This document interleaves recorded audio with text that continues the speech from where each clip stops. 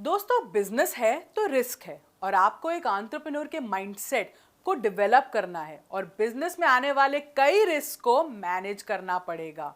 तो बिजनेस में तो कई रिस्क हैं। बिजनेस शुरू करने का रिस्क होता है, बिजनेस में कुछ नया ट्राई करने का रिस्क होता है, कंपटीशन का रिस्क होता है, रेपुटेशन का रिस्क होता है और ये सारे रिस्क एक एंटरप्रेन्योर को पता होने चाहिए।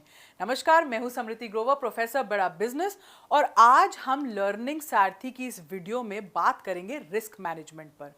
इस कोर्स की खास बात यही है कि इसको ना बहुत ही आसान तरीके से एग्जाम्पल्स के साथ डिफरेंट टॉपिक्स को हमने आपको समझाया है। सबसे पहले ये समझते हैं कि आखिर रिस्क क्या होता है।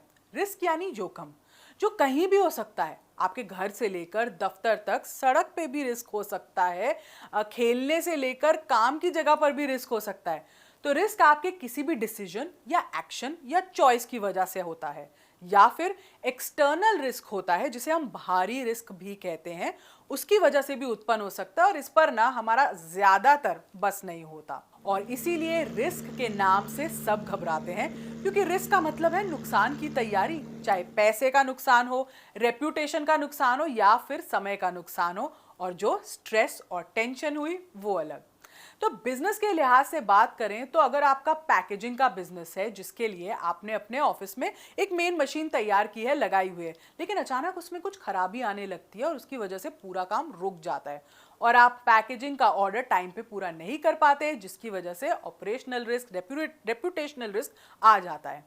ऐसे में अगर आपने रोल लिया होता रिस्क मैनेजर का और एक रिस्क मैनेजमेंट के पॉइंट ऑफ व्यू से सोचा होता, यानी अगर आपने इस रिस्क के लिए पहले से ही कोई बैकअप तैयार किया होता कि कोई मशीन है जिसको आप रेंट पे ला सकते हो, या किसी दोस्त के ऑफिस में या फैक्ट्री में जाके आप कुछ अपना काम ट्रांसफर कर सकते हो, तो ये हो सकता था कि आपका रिस्क मैनेज हो जाता, रिस्क रिड्यूस हो जाता और इतना बड़ा बखाल भी नहीं आता। तो रिस्क मैनेजमेंट एक्चुअली इसी का नाम है, कैसे आप अपने रिस्क को अच्छे से कंट्रोल कर सकते हो। तो कई ऐसे रिस्क होते हैं जो एक बिजनेस को फेस करने पड़ते हैं। एक पेस्टल एनालिसिस होता है, बहुत ही सिंपल टूल है, बहुत ही अक्सर हर जगह यूज होता है। पेस्टल का फुल फॉर्म क्या है? Political, economic, socio cultural, technological और इन्वायरमेंटल एंड लीगल। इन सब के चेंजेस पर ही आपके बिजनेस रिस्क एक्चुअली डिपेंड करते हैं।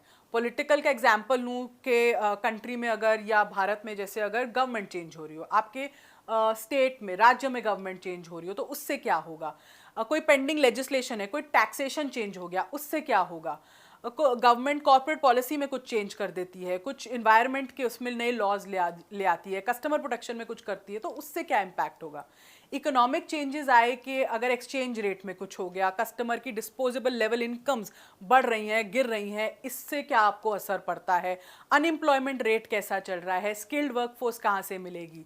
तो ये जब सब एनालिसिस आप करते हैं ना, तो आपको क्या होता है, इससे काफ़ी फायदे होते हैं।